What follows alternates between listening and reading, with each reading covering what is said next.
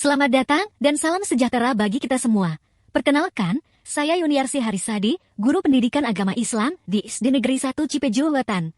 Pada kesempatan ini, saya akan menyampaikan laporan orientasi P3K tentang pengenalan nilai dan etika instansi pemerintah Dinas Kabupaten Cirebon. Mari kita simak laporan orientasi P3K berikut ini. Berdasarkan Undang-Undang Nomor 5 Tahun 2015 Pasal 1, aparatur sipil negara atau disebut sebagai ASN mencakup pegawai negeri sipil atau PNS dan pegawai pemerintah dengan perjanjian kerja atau P3K yang bekerja di instansi pemerintah. ASN diangkat oleh pejabat pembina kepegawaian untuk menjalankan tugas pemerintahan atau tugas negara lainnya dan digaji sesuai peraturan perundang-undangan.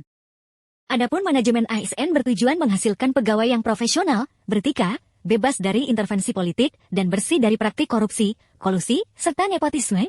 Maka untuk memastikan P3K dapat melaksanakan tugasnya dengan baik, mereka perlu diberikan orientasi mengenai tugas dan fungsi ASN, serta nilai dan etika yang berlaku di instansi pemerintahan. Orientasi ini penting agar P3K dapat menjalankan tugas mereka sesuai dengan standar yang ditetapkan. Pembahasan selanjutnya adalah maksud dan tujuan laporan orientasi P3K. Maksud dan tujuan yang pertama, yaitu pengenalan tugas dan fungsi ASN. Hal ini berarti memberikan pemahaman mendalam kepada P3K tentang peran, tanggung jawab, dan tugas yang harus dijalankan sebagai aparatur sipil negara, sehingga mereka dapat melaksanakan pekerjaan dengan efektif dan efisien. Kedua, penambahan pengetahuan tentang ASN yang smart. Hal ini berarti meningkatkan wawasan P3K mengenai konsep ASN yang modern dan cerdas, yang mampu memanfaatkan teknologi dan informasi dalam menjalankan tugas pemerintahan. Ketiga, aktualisasi nilai-nilai dasar ASN, berakhlak, dan pelaksanaan tugas. Hal ini berarti memperkuat penerapan nilai-nilai dasar ASN seperti integritas, profesionalisme, dan pelayanan publik yang berakhlak, sehingga P3K dapat melaksanakan tugas dengan etika dan moral yang tinggi. Keempat, pengenalan nilai dan etika instansi pemerintah. Hal ini berarti mengajarkan nilai-nilai dan etika yang berlaku di lingkungan instansi pemerintahan kepada P3K agar mereka dapat berperilaku sesuai dengan standar yang telah ditetapkan. Kelima, pemahaman dan penyediaan informasi bagi P3K baru. Hal ini berarti memberikan informasi yang diperlukan bagi P3K baru mengenai kebijakan, prosedur, dan regulasi yang berlaku, sehingga mereka dapat beradaptasi dengan cepat dan bekerja secara produktif sejak awal masa tugas. Berikut ini rincian kegiatan masa orientasi P3K Angkatan 3 tahun 2024. Tanggal 13 Mei tahun 2024 dijadwalkan dengan kegiatan pembukaan orientasi dan pembekalan penyusunan laporan dan seminar hasil orientasi, kemudian tanggal 14 Mei tahun 2024, yaitu sesi coaching ke-1, sedangkan sesi coaching kedua jatuh pada tanggal 17 Mei tahun 2024. Selanjutnya tanggal 20 Mei tahun 2024 yang dijadwalkan kegiatan penyusunan laporan dan presentasi finalisasi penyusunan laporan dan presentasi pada tanggal 27 Mei tahun 2024 dan terakhir pada tanggal 30 Mei tahun 2024 dilaksanakannya sharing pembelajaran berakhlak. Memasuki pembahasan nilai dan etika pemerintah Kabupaten Cirebon, visi dan misi, serta struktur organisasi dan tata kerja diharapkan dapat dipahami dengan baik, sehingga kinerja yang diterapkan masih sesuai dengan standar yang berlaku. Berikut ini, visi pemerintah Kabupaten Cirebon. 1. Melestarikan nilai-nilai budaya tradisi dan adat istiadat sebagai identitas masyarakat. 2. Meningkatkan kualitas hidup melalui pemenuhan kebutuhan dasar, peningkatan pendidikan, kesehatan, dan ekonomi. 3. Menerapkan nilai agama, budi pekerti, sikap santun, dan etika dalam kehidupan. 4. Meningkatkan produktivitas untuk bersaing secara global dengan dukungan aparatur pemerintah daerah. 5. Memelihara keamanan dan ketertiban demi lingkungan yang kondusif dan stabilitas nasional. Misi pemerintahan Kabupaten Cirebon. 1. Menyediakan layanan pendidikan yang berkualitas. 2. Memperkuat sumber daya tenaga pendidik yang kompeten. 3. Meningkatkan infrastruktur pendidikan yang memadai. 4. Mengelola layanan pendidikan secara efektif dan efisien. Tampilan selanjutnya dapat Bapak dan Ibu cermati bagaimana struktur organisasi dan tata kerja pemerintahan Kabupaten Cirebon disusun untuk memberikan kemudahan kepada pegawai ASN mengenai birokrasi pemerintahan Kabupaten Cirebon. Selanjutnya, kita akan memasuki pembahasan nilai dan etika organisasi perangkat daerah dan Renstra SD Negeri 1 Cipeju Wetan. Isi pembahasan yang akan disampaikan yaitu terkait visi, misi, dan Renstra SD Negeri 1 Cipeju Wetan yang bersandar pada visi misi pemerintah Kabupaten Cirebon pada pembahasan sebelumnya. Pertama, visi SDN 1 Cipeju. yaitu terwujudnya peserta didik yang berakhlakul karimah, cerdas, kreatif, kritis, dan inovatif, serta peduli terhadap lingkungan. Adapun misi SDN 1 Cipejuh dapat dirinci sebagai berikut. 1. Menciptakan lingkungan fisik sekolah yang bersih, indah, dan aman. 2. Menciptakan suasana sekolah yang ceria dan kondusif. 3. Menciptakan komunikasi yang efektif dan menyenangkan. 4. Menciptakan pembelajaran yang kreatif, inovatif, menyenangkan, dan berkualitas. 5.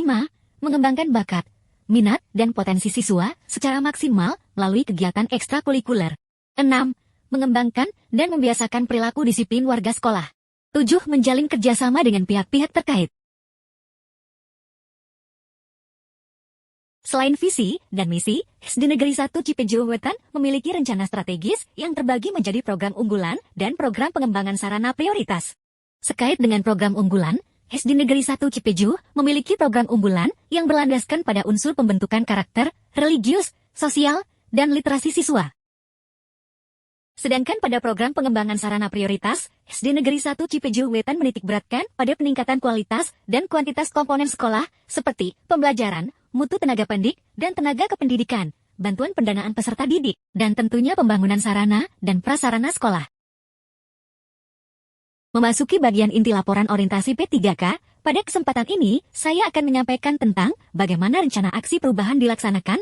Aksi perubahan yang pertama, yaitu program baca tulis Al-Quran. Dalam aksi ini, upaya pertama yang dilakukan berisi tentang penentuan tujuan program dan mengidentifikasi kemampuan siswa, 2. Menyusun kurikulum dan menyiapkan materi pembelajaran, 3. Menyediakan buku panduan dan bahan ajar, serta mengalokasikan ruangan khusus, 4. Melakukan pelatihan guru atau mengundang ustadz yang kompeten, 5. Menetapkan jadwal dan memulai program, 6. Melakukan monitoring, evaluasi berkala, dan memberikan feedback, 7. Memberikan penghargaan berupa sertifikat dan mengadakan perlombaan antar siswa, 8. Menyusun laporan tentang capaian dan memanfaatkan evaluasi untuk pengembangan dan perbaikan program di masa yang akan datang.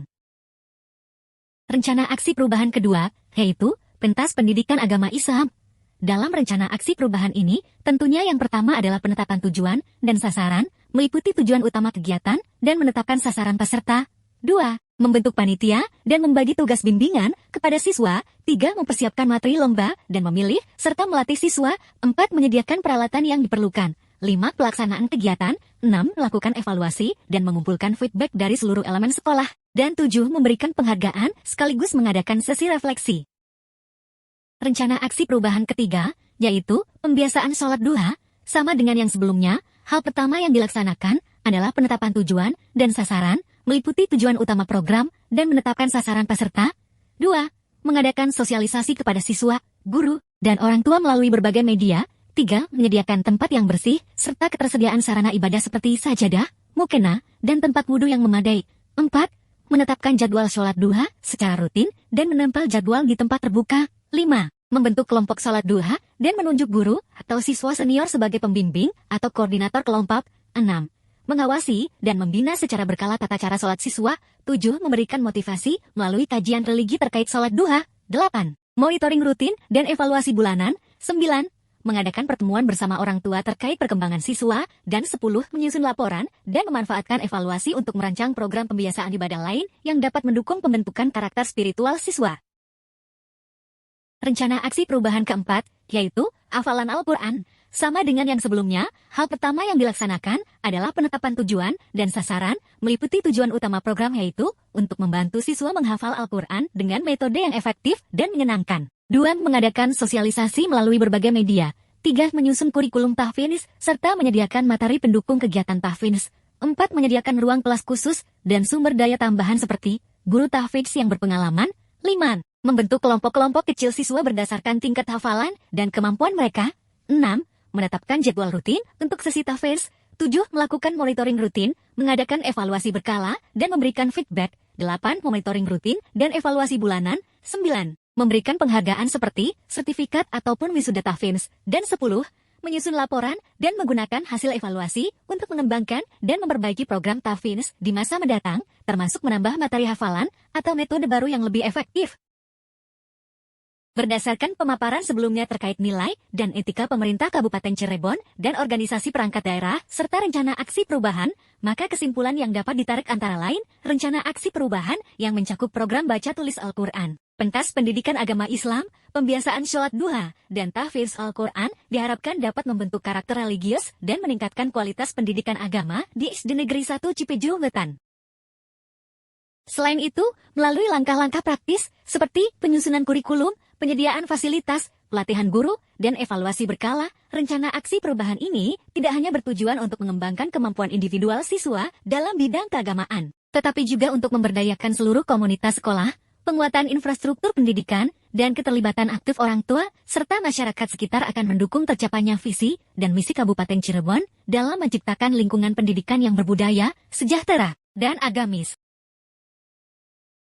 Selanjutnya saran, untuk memastikan keberhasilan program orientasi P3K dan rencana aksi perubahan di SD Negeri 1 Cipeju Wetan, sangat penting melibatkan semua pihak, termasuk guru, siswa, orang tua, dan masyarakat sekitar. Kolaborasi yang baik akan memperkuat pelaksanaan program dan mendukung pencapaian tujuan yang diharapkan. Partisipasi aktif dari semua stakeholder juga akan membantu mengidentifikasi dan mengatasi berbagai kendala yang mungkin muncul selama program berjalan. Hal lain yang tidak kalah pentingnya adalah peningkatan fasilitas dan sumber daya yang memadai sangat diperlukan untuk mendukung implementasi rencana aksi perubahan. Sekolah perlu memastikan tersedianya ruang belajar yang nyaman, alat peraga yang memadai, serta teknologi pendukung lainnya. Selain itu, pelatihan berkelanjutan bagi para guru dan pembimbing juga harus diutamakan agar mereka dapat terus meningkatkan kompetensi dan kemampuan mengajar sesuai dengan kebutuhan program. Investasi dalam fasilitas dan sumber daya ini akan memberikan dampak positif jangka panjang bagi kualitas pendidikan dan pengembangan karakter siswa. Demikian laporan orientasi P3K yang dapat saya sampaikan. Terima kasih atas waktu dan perhatian Bapak dan Ibu dalam menyimak video laporan orientasi P3K ini. Saya sangat menghargai dedikasi dan partisipasi Bapak dan Ibu dalam memahami rencana aksi perubahan yang akan dilaksanakan di SD Negeri 1 Cipeju Wetan, Kecamatan Lemahabang, Kabupaten Cirebon. Terima kasih sekali lagi, dan semoga Allah Subhanahu wa Ta'ala senantiasa meridhoi setiap usaha dan langkah kita. Wassalamualaikum warahmatullahi wabarakatuh.